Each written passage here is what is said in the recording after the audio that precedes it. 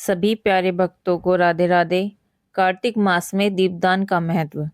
कार्तिक मास में दीपदान करने से स्त्रियों एवं पुरुषों द्वारा जन्मों से लेकर अब तक अर्जित पाप कर्म नष्ट हो जाते हैं। इस विषय में एक प्राचीन कथा बहुत ही महत्वपूर्ण है। प्राचीन काल में द्रविड़ देश में बुद्ध नामक एक ब्राह्मण निवास करता था। उसकी स्त्री बहुत दुष्टा और दुराचारी थी। उसके संग दोष से पति की आयु क्षीण होकर वह मृत्यु को प्राप्त हो गया। पति की मृत्यु के पश्चात भी वह स्त्री उसी घृणित कार्य में लगी रही। लोक निंदा से उसे तनिक भी लज्जा नहीं आती थी। उसका ना तो कोई पुत्र था और ना ही भाई। वह सदैव भिक्षा से प्राप्त अन्न को ही ग्रहण करती थी।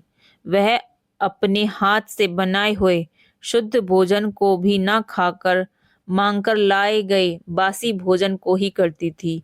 वह तीर्थ यात्रा से भी सदा दूर रहती थी और ना ही कभी उसने मंदिर आदि में जाकर कथा प्रवचन ही सुना था। एक दिन कुत्स नामक एक विद्वान ब्राह्मण भ्रमण करता हुआ वहां आया।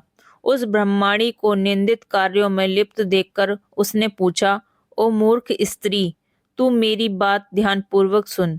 यह शरीर पानी के बुलबुलों की भांति है। एक दिन इसका नष्ट होना निश्चित है। यदि तू इस अनित्य शरीर को नित्य मानती है तो अपने मन में बैठे इस मोह को तू विचार पूर्वक त्याग कर दे। सबसे श्रेष्ठ देवता भगवान विष्णु का चिंतन कर और उन्हीं की लीला कथा को आदर पूर्वक सुन। कार्तिक मास आने पर भगवान दामोदर को प्रसन्न करने के लिए स्नान दान आदि करके दीप दान दे और भगवान विष्णु की परिक्रमा करके उन्हें प्रणाम कर। यह व्रत विधवा और सौभाग्यवती सभी स्त्रियों के करने योग्य है। इससे समस्त पापों एवं उपद्रवों का नाश हो जाता है।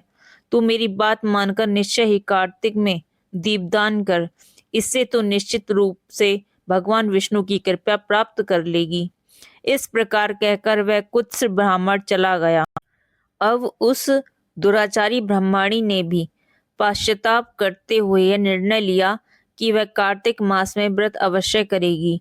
कार्तिक मास आने पर उसने पूरे महाप्रात काल सूर्योदय काल में स्नान और दीपदान किया।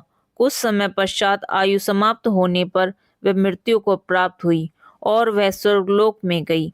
समय अनुसार वह मुक्ति को भी प्राप्त हो गई। जो व्यक्ति कार्तिक व्रत में तत्पर होकर दीपदान के इस इतिहास का श्रवण करता है और स्वयं भी दीपदान करता है, उसे अवश्य ही मोक्ष की प्राप्ति होती है। बोलिए विष्णु भगवान की जय, लक्ष्मी नारायण भगवान की जय।